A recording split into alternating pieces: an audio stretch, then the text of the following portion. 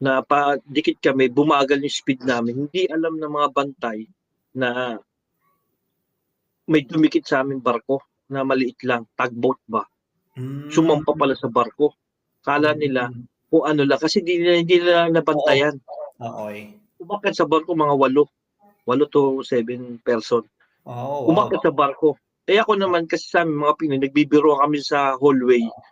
Yung nagugulatan kami, ganyan-ganyan. Maraming nagkakalabog dun sa hallway. Kala ko, sila yun. Pag silip ko, wala ba? Nawala. Yung pa lang yun, yung time na yun, ibang tao na yun. Kala nyo, kasama nyo. Kala ko kasama ko. Eh, binuksan kasi nila yung pintuan kasi sila yung magre-receive ng piloto. Yung magiging, kasi bago kasi dumikit